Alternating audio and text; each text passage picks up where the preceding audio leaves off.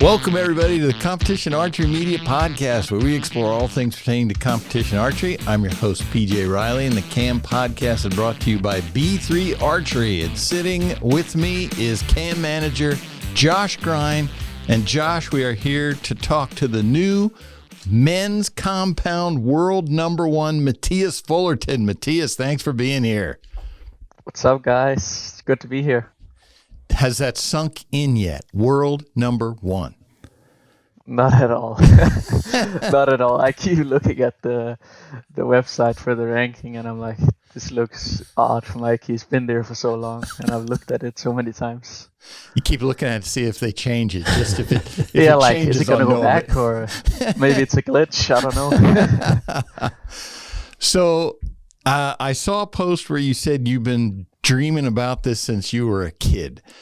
So you're 22, 24?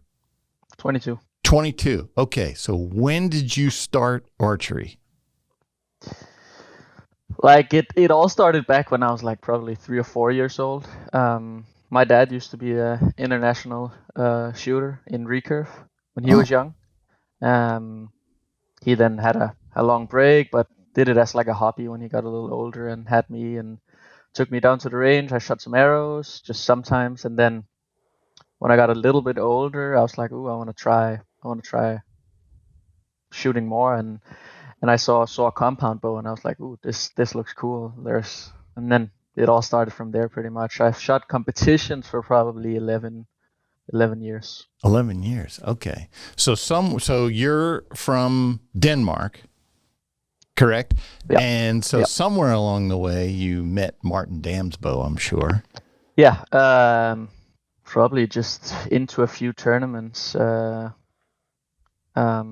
met him, and he's like been my mentor throughout my career. Not that he's trained me that much, but like every month or so, I would come to his. He's got a shop in Denmark, and he would help me with equipment and technique, blah blah blah. And yeah, he's super good guy. He's got some secret sauce there, Josh. I mean, Stefan, Matthias, Tanya. It's like, and everyone always mentions somewhere you're going to hear Martin Damsbo. Yep. All right. So all that time then, and the last 4 years, it's been Mike Schloesser, Mr. Perfect. He's been world number one. I think that's a record for the longest period. I forget what the number of days is, but it's something crazy. And so all that time you're thinking, man, I want to be number one. Yeah, it all started when I wanted to join the youth national team, I remember, and they were like, nah, you're probably too young. But anyway, they took me in for a meeting. And I clearly remember them asking me like, hey, what's your goal? And I said, I want to be world number one. It was always the idea I had in my mind. And they were like, pick a realistic goal. Pick one realistic goal. And I was like, well, that's my goal. So it's really cool. Did you call them up yesterday when the announcement came and said, hey, remember that goal I told you about? No, they probably don't. It's been ever since I started shooting pretty much. Like when I started like competing more seriously, I had the idea. And throughout the years, it got like more and more realistic and more serious, I feel like, especially the past like 4 or 5 years, I really wanted to do it. Yeah. So yeah, it's been a long time, and it's been countless arrows and hours and sacrifices ever since. And is it, so this last one, it was your performance, I believe, at Gwangju that put you above, and I saw some points multiplier that Mike had went away from field championship like a year ago or 2 or something. Yeah, so I got second at World Championships 2 weeks ago, and then that got me like close, but I was still like 30 something points off. And then I went to European Field Championships, and I won. I was missing because in World Archery you have 7 slots of like points you can have. Yeah. And one of them has to be locked for field archery. And I never shot field, like it's not something we shoot here in Denmark. Gotcha. So there's no hills, like there's no up and down. So So like I went to my first big international field tournament, and I won European championships. So that got me 40 points. And I initially thought that would leave me about 3 points shy of Mike. I tried to calculate it, but I forgot to calculate in that Mike's World Field Championships result last year gets deducted by 25% after a year. Yeah. So he lost 15 points, and that left me 7 or 8 points ahead of him. Huh. And I actually found out on the podium after I won European Field Championships. I was standing on the podium. I look at my phone, and the coach was like, "Dude, you're gonna hit world number one." And I was like, Come "No on." way!" And I had to like go back and calculate again and again and again, and it was true. It was pretty No kidding. surreal. And did Mike shoot in the World Field European Field Championships? He didn't. He did not. Okay. Where was that one held? That was in Poland. I don't even know what city. And Poland. that's the first. That's not the first time you shot field. That's just the first major competition. Yeah, but it's like only my third time shooting field. So No kidding. yeah. Wow, And World Archery Field is also unknown distance. Right, some of that's it. right. So That's a little different. it's pretty tricky compared to doing an FAA field, I think. So like the first day was unmarked, and I was just like, just survive this day. I just need to survive it.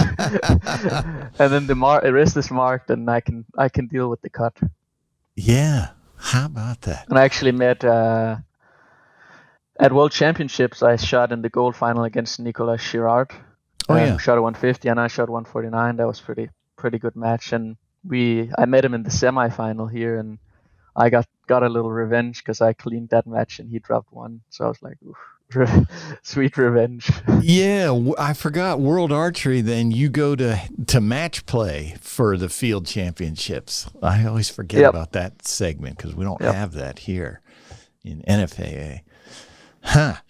So I'm imagining. So tell me about like your phone and what it's been doing since it came out. Did it come out yesterday? Was it? What's today? Is Monday? I can't remember if it was yesterday or the day before. It was yesterday, Monday night. Okay, phone's just been going nuts, I'm sure. Yeah, pretty nuts. A lot of people have texted me, even like teachers from way back in school were like texting me. Like I completely forgot it, some of the people that texted me. But yeah, it's been blowing up and it's been cool. And I feel like I worked very hard for this, and sometimes you don't know if people see that, but it seems like people know how hard I worked to get here. Yeah, is this like a general news item in Denmark? Like, is it published on traditional media, or is it? Yeah, it did. It did. Okay, gotcha. Yeah, that's pretty cool. Then, yeah, international superstar now. That's right.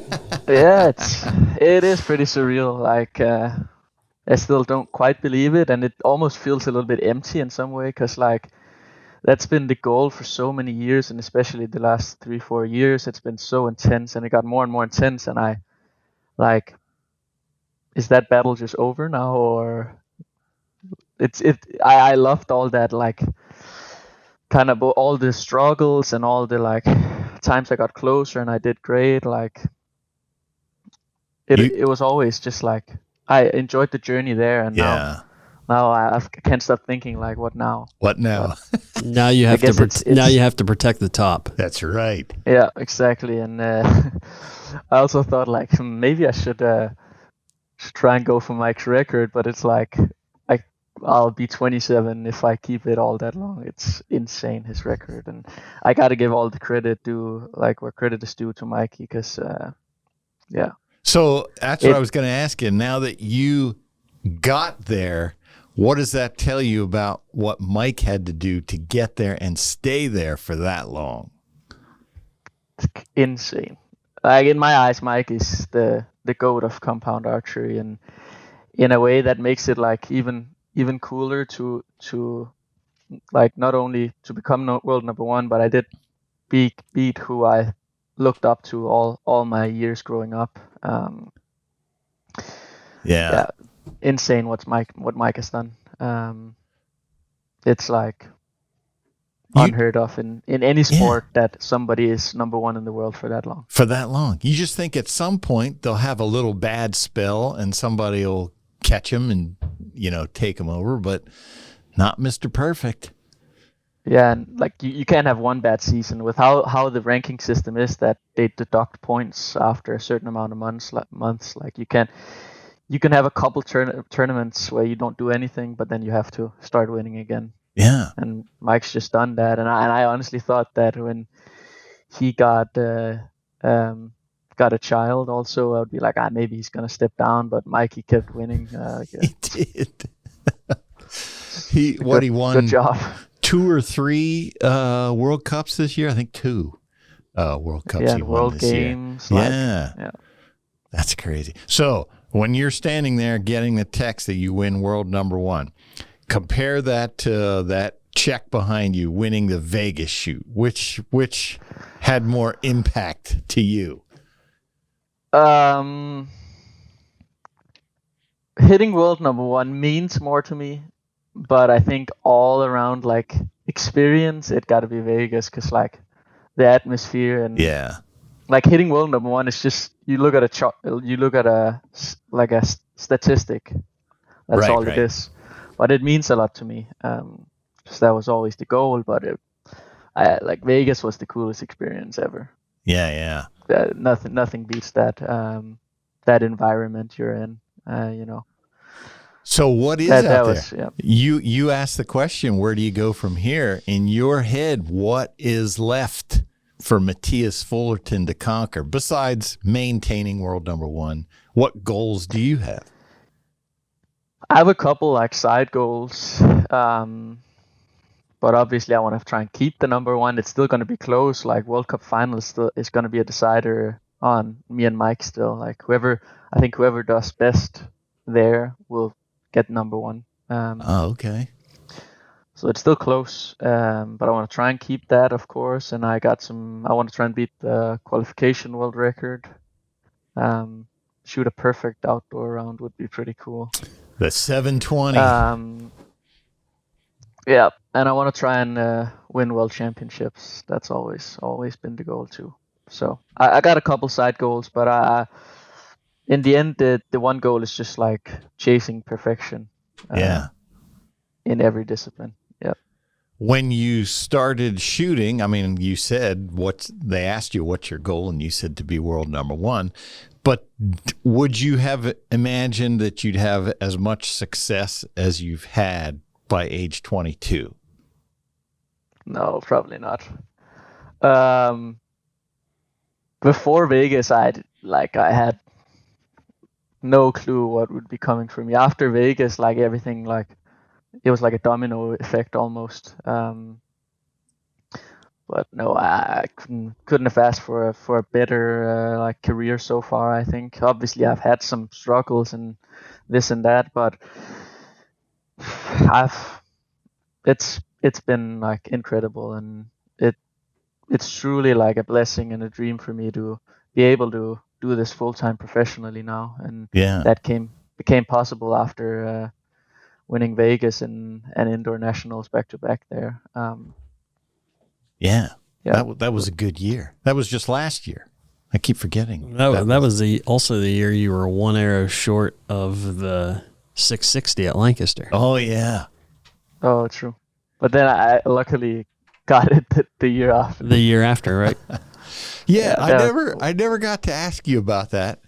So, because last year, not the most recent classic, but the 2024 classic, we had the, what was it, $40,000, $30,000 or $40,000, I can't remember, if anybody shot a 660. And I remember all the pros I talked to that day or that weekend were like, nobody's going to do it. That's too much pressure. You came the closest, going the deepest. You tell me, were you feeling the pressure? What was that like? Because I think you got to the second half. It was the 7th end of the second half, I believe. The second half. I think so too. I remember I was so ill, like I had the worst flu or whatever I had. Oh, that that's day. right. Like You were I was sick. feeling so sick. It was so bad, and it probably helped me a little bit because I was so sick that I wasn't even nervous. I was just dying. But like then you came so close, and you couldn't stop like getting a little bit of nerves, and then like fatigue just hit and Gotcha. just missed. You know, I don't remember so much because I was so like sick. I forgot that you were sick. Yeah, that's right. And being nervous and have a fever is not very nice. Yeah. I know the crowd just there was a big crowd. I believe it was the afternoon line, the 4 o'clock line. And it was unfortunate because Mathias was on like the second or third target from the end on the left. Yes. So you had everybody up on the balcony on his left side. And there were people everywhere. I remember I was standing by Stefan Hansen. As soon as the arrow broke, he went, nope. Oh man. Yeah. Yeah.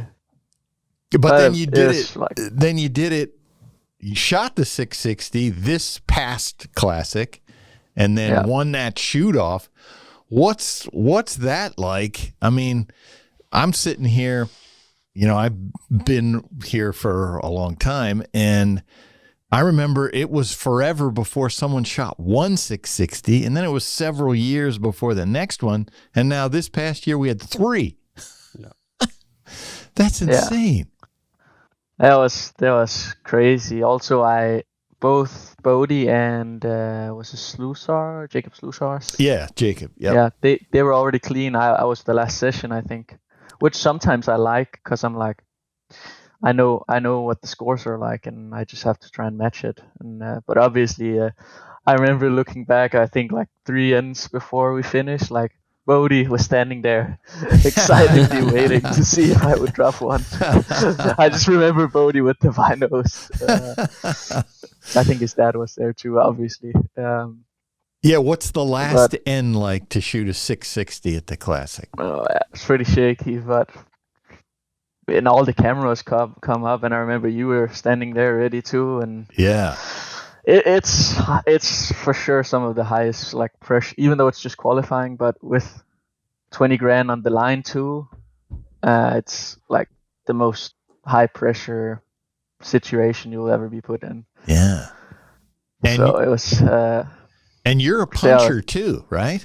You're a command shooter. No. Whoa. Easy. If I commit, I've tried, or like I've had some rough periods where I accidentally did it, and it does not work. I would not be shooting a 660 if I punched. Don't worry. I'm going to make him watch you shoot just countless videos this afternoon. I thought for sure you were a Mathias may have some of the best textbook form. Like if you're going to follow textbook form. I mean, it looks good. Yeah. Alignment, release, everything. Mathias is the video you want to watch. It's, Jesse Broadwater, the current Jesse Broadwater there. So I do want to ask, because we brought up Vegas in 2024.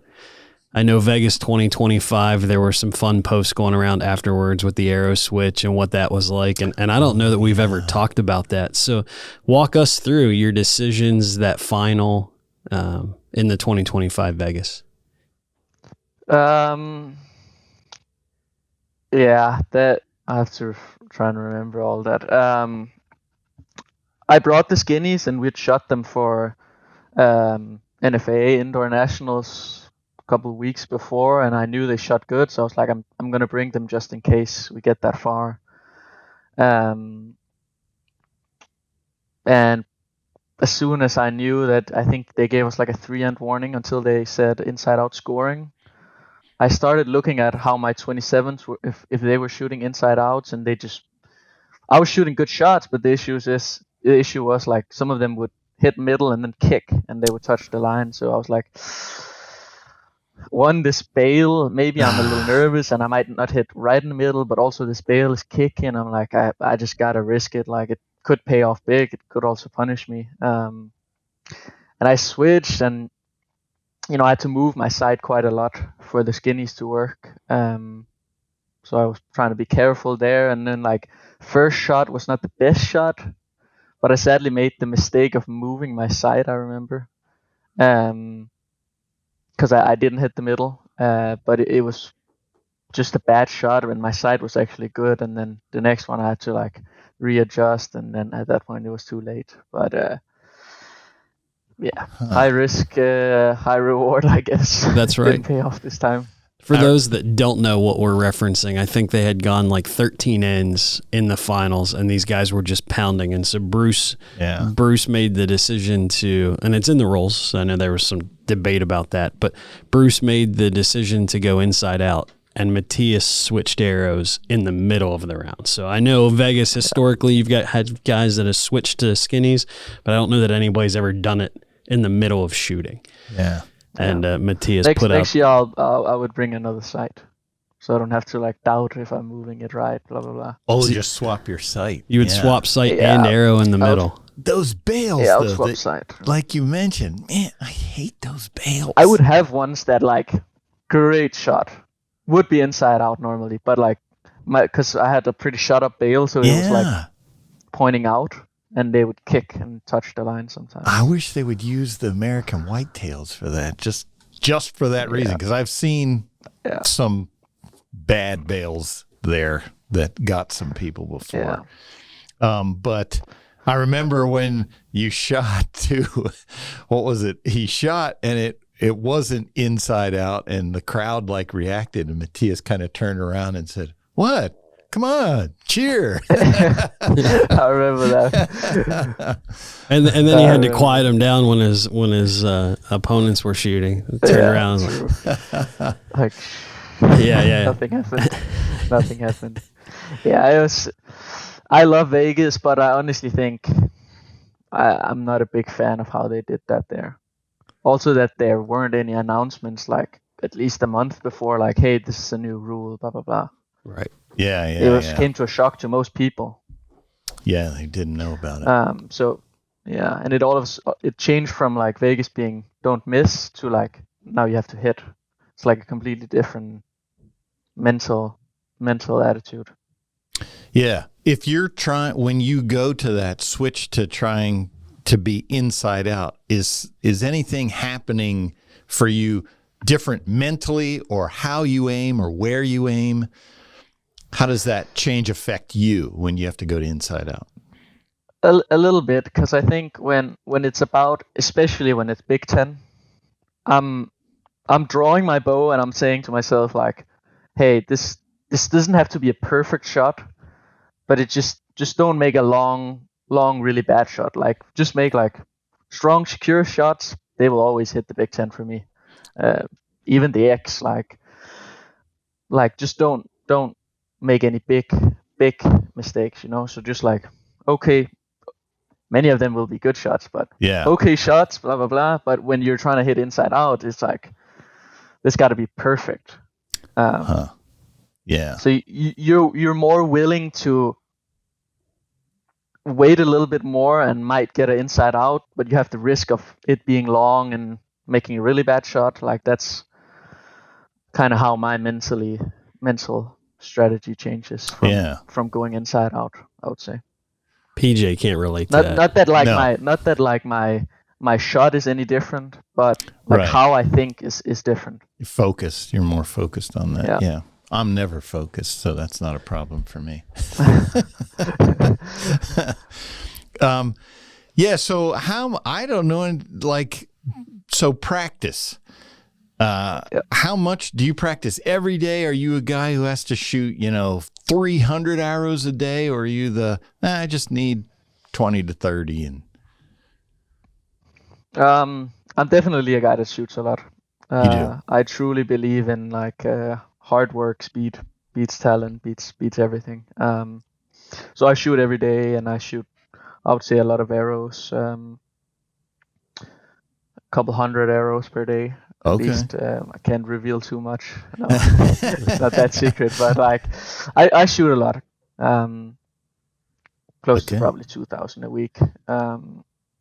So like now, is it just outdoor, or do you mix indoor in as well?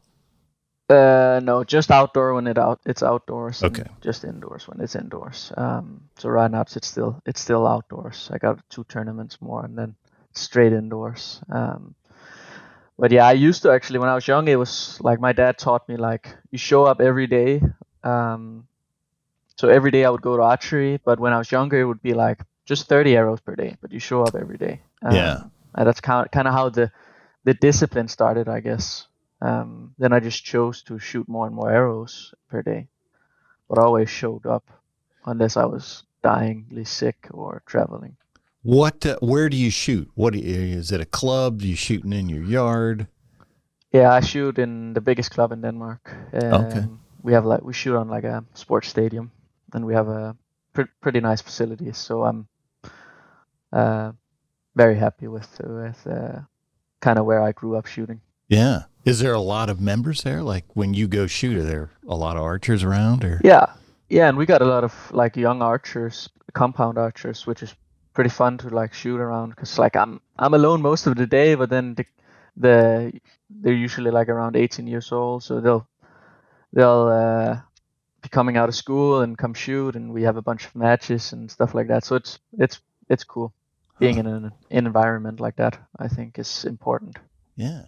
And I think we got some great shooters coming up in Denmark too. Man, with what you already have. Okay, well, now that you mentioned that, let's talk about Olympics. Yeah. I'm guessing you got that on your mind. For sure. Like, I love sports, and the biggest thing in most all sports is Olympics, and I always watch every single sport there. So like when I got the news, I think it was the World Cup in Florida, I got like super, like a spark of motivation, and just like, even though it's so far away, it's like, okay, Olympics, that's next level. Yeah. I enjoy all the tournaments I go to, but like Olympics is where it makes it like out of the sport too. Right.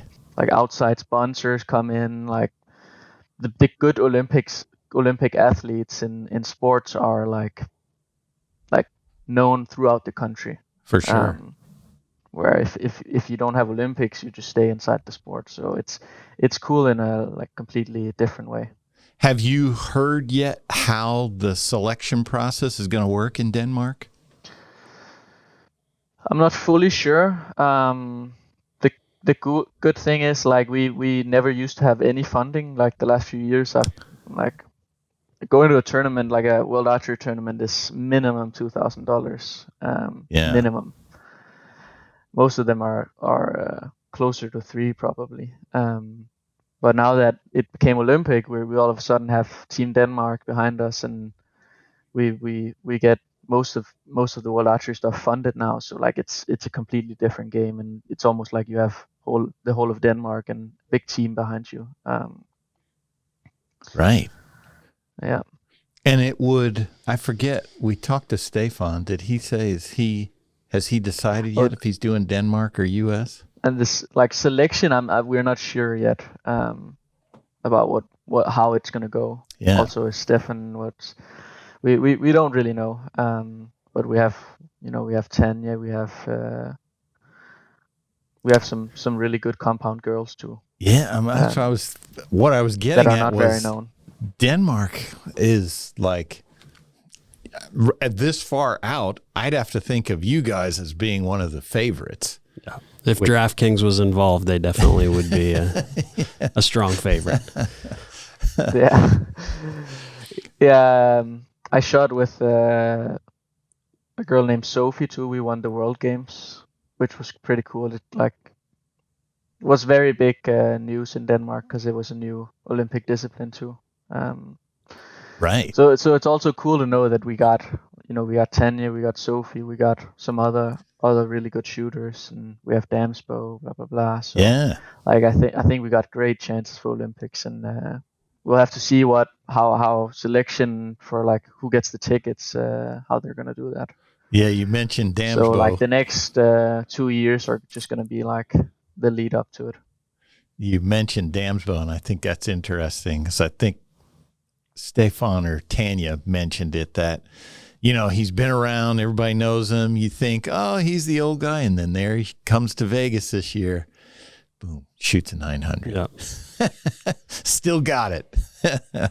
Yep.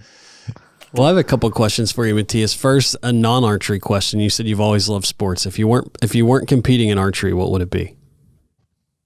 Golf, for sure. Oh yeah, Golf. Yeah, actually, a funny story, and that's kind of why I love indoors. I feel like I'm a little bit of an indoor shooter. Um, Growing up, I used to play a lot of golf when I was young, and I would when it was winter, I would only shoot indoors, and then the summer half of the year, I basically quit archery. There was no archery, and I just played golf because it was nice weather. So like for the first 4 years or 3 years of like shooting competitions, I only shot indoors. Only. Okay. So yeah, just a little fun fact. But probably golf. I think golf is cool, and it's very close in some ways to archery. Right. Obviously not in the same kind of money game, but Right. same kind of mentality and how you do stuff is close. So, follow up on the golf question: Europe or U.S. this weekend in the Ryder Cup? Europe. Gotta be Europe. Yeah, there's some cool guys, and I like to watch golf sometimes. I actually started watching darts. It's pretty cool to watch too. Just talking about sports. If you've ever watched darts. Yes. Especially in Europe, that's really a big thing. It's big. Yeah. Huge. It's like, sometimes I think, like I imagine, because darts is like a beer sport. Right. And I think that's why it's so big, and it's like easy to do, cheap to do. Like it's crazy, like the kind of show they can put up, and it's just one big party. And sometimes I imagine like what would archery be like if it, not that I would wish it was a beer sport, but like I think it could boost the sport quite a lot in some ways if you had like a party for it, you know. He just opened the door, Josh. I'm not going to go down it, but No. I don't really drink either or nothing, but I think it's cool. Like, well, not just the beer, not just the beer comment, but the party and changing the format to something that is actually watchable. And I think, like, you know, just because you brought it up, there's darts. I see online people are always like, how are darts and cornhole on ESPN and archery is not? It's like, well, have you watched it? You know, number one, it's exciting. It's a party. The people playing have, they've got personalities. You know, they're out there egging the crowd on, interacting. I think they're really good at is like they tell a story. Everyone, like, you know, we have Freak Show, you know, Honey Badger, blah blah blah, in archery, right? But there's many people that don't have nicknames, but in darts, every single person has a nickname. They have a story, blah blah blah. I think they do that really good. Yeah. It's cool to see. So what's your nickname? I haven't gotten one. He doesn't have one yet. We're gonna have to start making up nicknames. I know. Easton tried to start. I think they said the Machine. The Machine sounds pretty cool. The Machine. I like that. Yeah. I don't know. Yeah. I don't think it's something you can choose. It's something the crowd chooses for you. Yeah, exactly. They've got hopefully one day I'll have one. Yeah, like Mr. Perfect. But talking about yeah, true. That's one name to live up to. What were you going to say there? Talking about party though, I'm going to the Indian Premier League in a week. They're starting like a big tournament series over there. Yeah. Tell us, because there's probably people listening or watching that haven't heard about that. So give us an overview of that. So basically, the Indian Archery Federation are starting like a new form of tournament, and it's kind of like franchise teams. So there's like different team names, and it's 8 people on a team. I don't know all the details yet, but it's a team shoot where you have 8 people on a team, but only 4 people shoot at a time. So you have like people on and off the team, kind of, and there's people that own the teams. And it's supposed to be like more of a like they're gonna make a big show out of it, and it's way faster. It's hard to explain, but also because I don't know much. But it's gonna be like 15 seconds per arrow, so you have shorter time. Supposed to be under lights in the dark. Just one like a big show and a big party, and I'm excited to see what it is and supposedly next season, this season was a random draw for the teams, but next season it's supposed to be like teams can buy archers from the other teams, like it is in NFL or whatever. Yeah. So is the distance 18 meters, or what's the distance? So it's outdoor 50 meters, and you're mixed with recurves too. So it's 70 and 50 meters. Who's on your team? So I couldn't tell you all the names, but there's 2 international shooters on each team, and I'm with Katharina Bauer from Germany in recurve women. I saw Brady's on coming team. too. Yeah. Is Jimmy's coming, right? No, it was top 3 world ranking after some tournament. Okay. So it's me, Mikey, and Nico Wiener. Okay. Gotcha. From Compound. Yeah. Yeah. Yeah, I don't know much, but it seems cool. Yeah, it does seem cool. Super excited to see how that plays out. World rankings. You mentioned the spots there in field.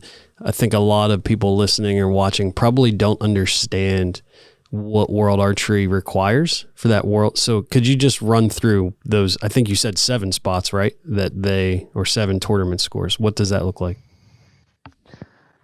Like explain the world ranking? Yeah. What events are calculated and how? Yeah, so your world ranking is based off 7 events. I think it's 4 outdoor tournaments. It can be 4 of the tournaments are fixed for outdoors, 2 for indoors, and 1 for field, I believe. Okay. So you get every tournament has a certain amount of points maximum for first place, and then every spot you go down, you lose some points, of course. And then, I don't know. It's hard to explain. There's a big calculation. Yeah, stuff, no, that was more the outdoor, indoor, and field. I think you have 4 outdoor events, 2 indoor, and 1 field event you can have on your ranking. And let's say you win more than the 7 you have. It's just the 7 highest scoring events you have. It's high scoring. Yeah, because I saw Mike generally does some tournaments that aren't a lot of folks don't do. And I remember him saying that helps his world ranking when he does some of these different tournaments. And actually there was one, he said, I forget what country it was in, but he said they just liked it when he comes. Right. So they'd say, come on over. He's like the only... It was Taiwan or something. Yeah. Taipei or one of those. Yeah. Huh. So that leads into the next question I had for you. Like, as a full-time archer, this is all you do. What does your competition season look like? How many you do? Yeah. What are you traveling to? It's a lot. Should be in like the high 30s almost. 30 events a year. 30 events. Like internationals, like high 30s. I think 35ish. I'm not fully sure, but it's. I'm more in a hotel than I'm home. Really? It's definitely busy and a lot of traveling, and I got my miles up with Delta and KLM. And none of them are in Denmark, correct? No big shoots. Like it's honestly kind of annoying. Like we had World Championships in Copenhagen, we had World Cup final in Odense, and we've had like some cool stuff in Denmark. And then like I started shooting, and then they just said, "Nah." They moved away. Yeah, they moved away. Wow, 30. So what? But it's. Go ahead. It's a lot of traveling, and I think I use way more time than a full-time job for sure. And what are like those 30 some events? Are they mostly outdoor target or mostly indoor, or obviously field now? It's like, I think it's like 60 to 40. 60% of all my events are outdoor. There's a few more outdoor events than there's indoor, I think. Gotcha. but it's close to the same. Like winter, I go indoors, and luckily the indoor season seems like it's a bit more in Europe. We have a lot of World Indoor Series in Europe, where outdoors it's the World Cups, and they are a lot of the times in Asia. Do you do much 3D in Europe? No 3D. No 3D. I only did the ASAs. That's the only 3D I've ever done. Yeah. And they're fun. We like it when you come to that. How are we going to get you to more of those? It's going to be a little bit hard with all the Olympic stuff, because also the one thing is you get funding, which is nice, but they sometimes it also limits you a little bit. They can say like, hey, you might not be allowed to go to some of these events because we want you to focus on target. Right. I will try for sure to come to some ASAs, but you never know. Sometimes they told us we could get limited a little bit. Right. And that is, you said we're 2 years out from that, right? This is 25. Yeah. So 3 years. 28 is the next Olympics. 2 years and some months. Yeah. Yes. So I see all those medals there over your right shoulder on the wall there. An Olympic medal would look pretty good in there, right? It would. I'll probably have a singular spot for that one. That gets its own spot. Yeah, I would say so. So maybe locked in a bank box somewhere. Yeah. As a 22-year-old full-time archer, what does it look like? You know, we have a lot of people that aspire to be full-time professional archers, and we just did a podcast with Darren Christianberry. Like, that's really tough. Actually near impossible in this day and age. What's it like for you with sponsors and earning income? And you don't have to give numbers, but just what that is like. Do you see a difference in Europe versus the US? How does all that work as a 22-year-old trying to navigate paying bills? Yeah, I mean, I feel like I'm still learning about all that stuff a little bit, but obviously now I have some experience, and it is hard, like, especially being a European, it's hard. There's not that many. There's a handful of European full-time professional archers, and most of them actually like stay mostly in the US. So as a European, it is super hard, and you have to go to the States to kind of make that dream happen.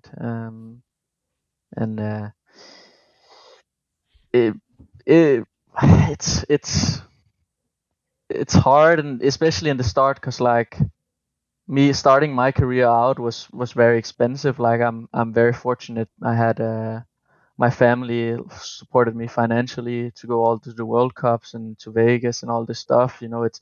It's a risk, and they probably didn't.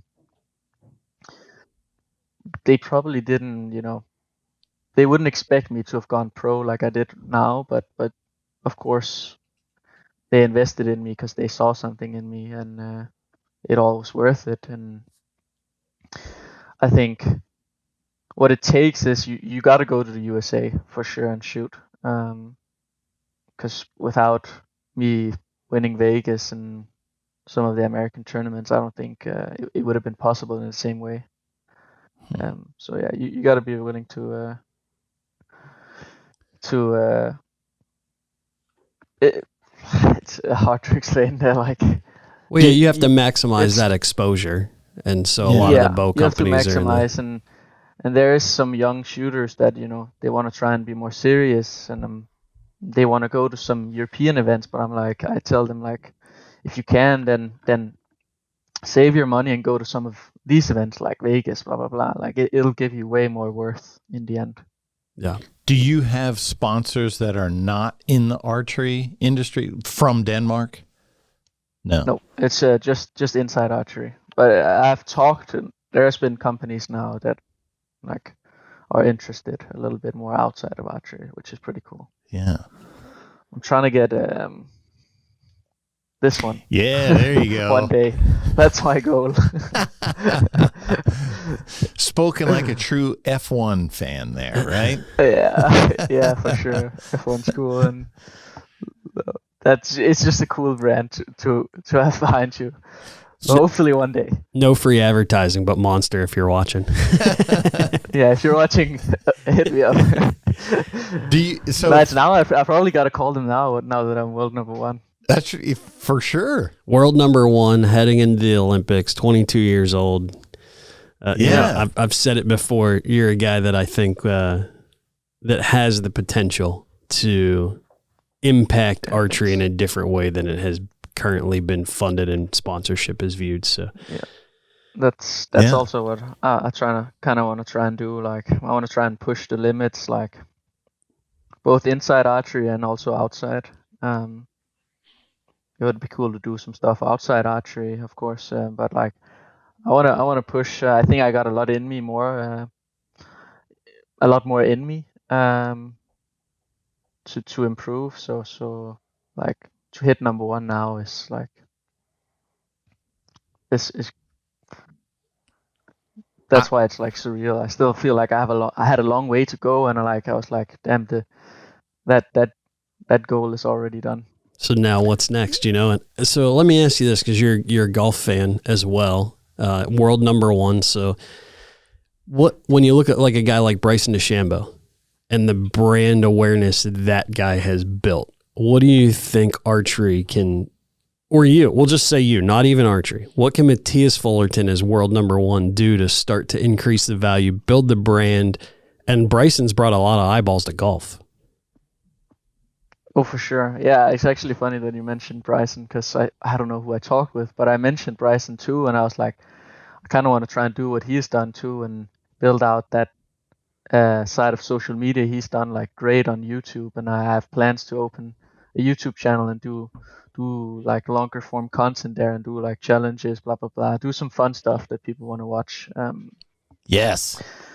Kyle, like that's the most exciting comment I've heard in a long time on here, Kyle. I'd love to hear Yes. it. I do. I don't think there's enough Yeah, of it, I want to do like, probably people are interested in equipment breakdown, blah, blah, blah, and I'll probably do some of that stuff, but also want to do like, Bryson brings other golfers on and like does some weird challenge and just some fun stuff. And that's what I like. I think that's very important for archery. Like I'm not just shooting because I want to see the arrow hit the middle. I want to have fun too and do weird stuff that I think is fun. There's not a whole lot of target archers doing, content, social media, and I think there's a huge opportunity out there for someone to, start that and pioneer it. The hunting side has stuff, but you don't see much in target. Can I come to your house? We'll drink beer. We'll put a target on the backside of your house, and I'll try to shoot over it and have it drop into the target. Yeah, for sure. It is hard though. Like if you're going to 35 plus events per year, right? You're gone for like 40 weeks a year. You have a couple of weeks home. Like you have to build a plan and have a good setup for it. And obviously, I don't want to jump out. I don't want to jump into YouTube and make a bunch of crap. I want to do it right. If I'm doing it, I want to do it. I would like to say I try to be a perfectionist in everything I do. So I wouldn't want to jump out into it unless I knew finding somebody that's like, I don't know how it is in Denmark, but a younger person who's just getting involved in the whole media space is always a good start because they're looking to get their foot in the door. Yeah. I know when I was getting into this, I was always chomping at the bit doing music videos and basically for free until I established my name. So, that's, if I would have to give any advice, I would say maybe reach out and see if you can find somebody that would maybe want to help you out. Just at least editing the stuff. Yeah, for sure. I also like, I have some ideas like, I thought about, I don't know anybody yet like that's like doing video stuff, but like if I had a friend that would do video stuff and fly him out like to Vegas and be like, hey, I'll pay for all your trip if you film me all the time and we make like a little Vegas documentary. I think people would love to watch that. People would go nuts. What do I do the Vegas one. doing Vegas? Yeah, 100%. Vegas would do really well. Stuff like that. Well, it's good to hear. Especially that's great. Especially Mathias, if you win another one of those big checks behind you and then just go straight into the Bellagio and put it down on the blackjack table. No, roulette, red or black, all on one. All on green. All on green. Oh, I like it. No, I'm not that cool yet. I gotta. Man, yeah. No, but I think that's like I said, like there's a lot of room to grow for me inside and outside of shooting. That's awesome.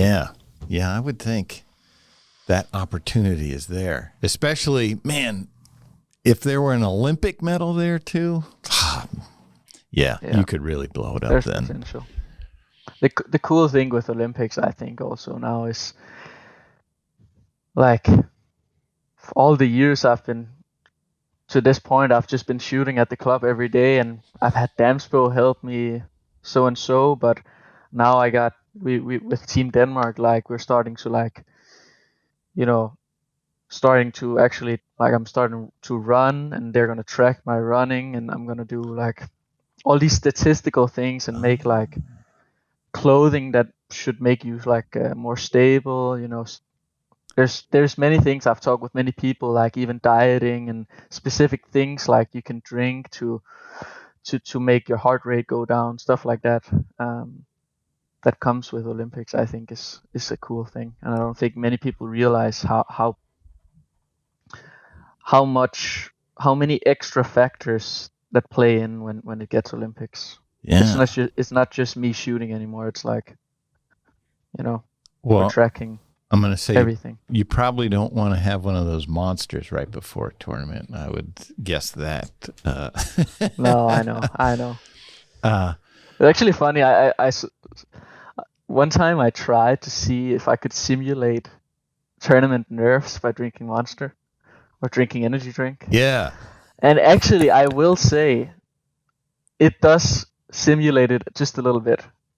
Because some people try and run. They run a little bit and then they shoot, but it's like you're out of breath, and it's really not the same. But if you chug half a liter of energy drink, like your heart rate, you're not out of breath, but your heart rate's up. You're jittering just a little bit. It's kind of the same feeling. It did. And how did you do when you did that? Pretty good. Still shot good?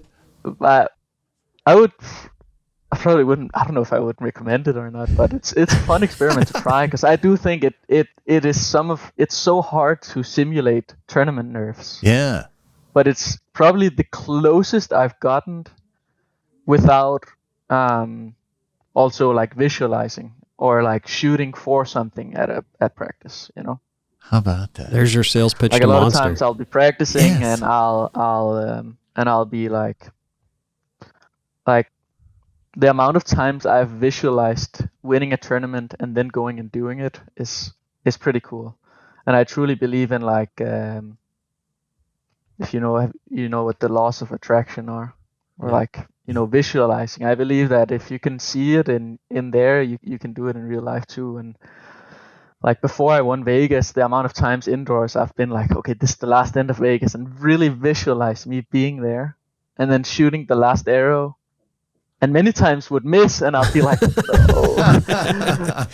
But then, like, those times that I missed, I might have then, like, you know, trained my mind into, you know, it's not like I've already been in that situation so many times and missed. Like now I've trained my mind, like it's not that scary to be in, and I think the more times you put yourself in that space, like I might not make those mistakes again. And I think visualizing is a big thing that people maybe might not think. I've heard you talk about visualizing in the past. I've also heard you talk about flow state. I was at one tournament where you were talking about that, and I heard somebody say, well, that's just a bunch of garbage. It's not. Clearly the results are speaking for themselves, so it's not. So explain that to us. Yes. What is flow state? I do not know what that is. Flow state is like a feeling when you're so focused on an action that nothing else, like you're in the zone. It's kind of the same thing as being in the zone. you're so focused on an action that you forget everything else, and it's the best feeling in the world. Like flow state is, I want to be in flow state all my life. That's what I want to do. It's like Vegas, for example. It was so like when I won Vegas, we shot so many arrows, and the more I shot, like the more in flow state I became, because I was like just next arrow, next arrow, next arrow. Like if you ask me like what did you see or feel or hear like the last end, like I didn't feel anything or hear anything. I can't remember anything, one cheering, nothing. Like it was just me and the target. That's flow state, and it's something you have to train yourself to get into, and it's not always like, I'll have tournaments where it's hard to get into that rhythm, and then some tournaments are like I can just feel it. Man, if you can block it's a out funny Vegas, phenomenon. It's like it's hard to explain, but there's a lot of like articles and books about it online. If you can block out the Vegas crowd, you can block out anything, I would think, because it's loud and lights, and I mean it's the biggest show in archery. So yeah. But I think the most, like many people you'll ask that have made like a really good performance, they'll say like they don't remember much other than what they actually did. Right. Huh. They're just focused on that one task. That was it. Nothing else mattered in the end. Yes, I was maybe a little nervous, but like I drew the bow and I was just thinking about one thing, and that was like the process of getting the shot off. Next one. Next one. And not punching the trigger. He does not punch the trigger. Does not punch the trigger. All right, yeah. We're gonna watch YouTube videos this afternoon, PJ. Yeah, but I wouldn't recommend copying everything in my form. What don't you like about your form? What don't you like? If anybody that has looked at me shooting, I torque my bow so much. But I honestly think it's not a bad thing necessarily, but it's not textbook, that's for sure. Do you get perfect arrow flight? Like, have you shot through paper? And I can get perfect arrow flight, but I like my bow is max torque. And it's funny, you'll see Mike does the exact same thing. Like right. Mike is the only guy that has ever like taken my bow and tried to shoot it and hit the same spot, because he torques it the same way. It's kind of cool, and I do think like I don't necessarily think it's a bad thing, but yeah. Hey, clearly it's not. That's for sure. The check behind your head says it's not a bad thing. Yeah, just like in golf, swing your swing. But it is. Yeah, true. Yeah, but if you ever see me and Mike shoot, you can tell that our bow is like torqued one way. Well, that's because you also got like 47 pounds out on the end of that front stabilizer there. Just got to hold that. I don't have that. Mike has a lot. Mike has. I don't know how he can hold all that weight on. You got a lot too. What is your? Do you know what it is on your front?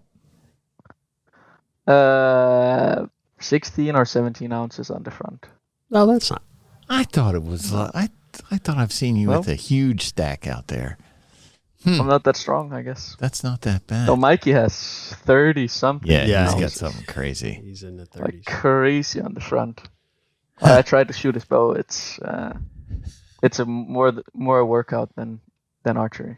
I picked it up once at the Classic. Just picked it up, and it was just like a cinder block. Yeah.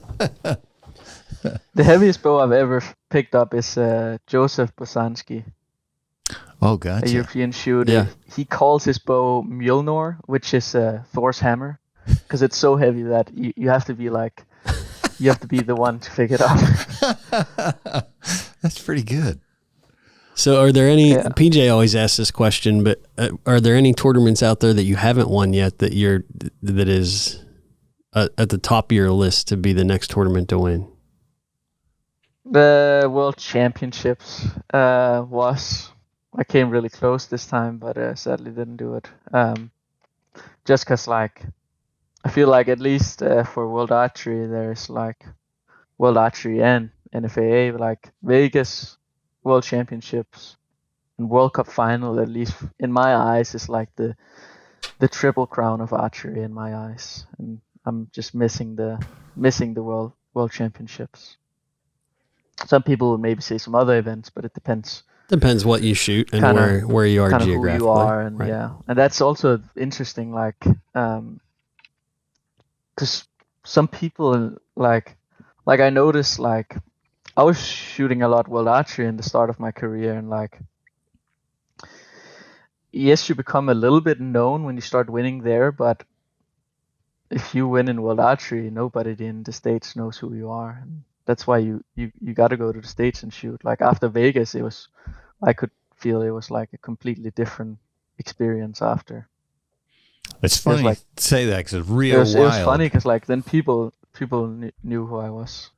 Yeah, Real Wild always said, if you want to get famous globally, you got to go shoot World Archery.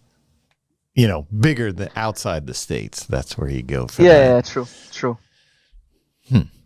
Yeah, it's just a different kind of people that do it. I remember it was funny. I think Paige told me like, she shot a lot of World Archery and she stopped shooting it, and then she came back and they said like, oh, you're back from retirement. She was like, but I never left. She just didn't shoot World Archery, but none of the people inside World Archery like saw it apparently. Yeah. How about that? So I thought that was funny. Well, all right. So just to end this up here, world number one, I imagine that you got to be on cloud nine. Congratulations on that. Yeah, it's cool to hear somebody like yourself saying, hey, this was a goal you set and you did everything, worked hard, climbed that mountain, got there. Now you're the king of the hill everybody's looking to knock off. Mathias Fullerton at the top of the mountain. Yeah. I'm gonna try and I was hunting the number one spot, and now it's me that's gonna get hunted. So do you get something for that? Is it like a plaque or a medal or I don't know? Nothing. You get the honors. You get the honors. It's just on the internet. Yep. They look it up. That's all I need. Huh. Yeah. How about that? Yeah. I feel truly blessed that I get to do this for a living and I get to achieve my dream at 22. Awesome. Well, all right, Mathias, congratulations on the world number one ranking. Josh, thanks for sitting in here. Folks, that is another episode of the Competition Archery Media Podcast. You can find it on all the platforms wherever you find your favorite podcasts.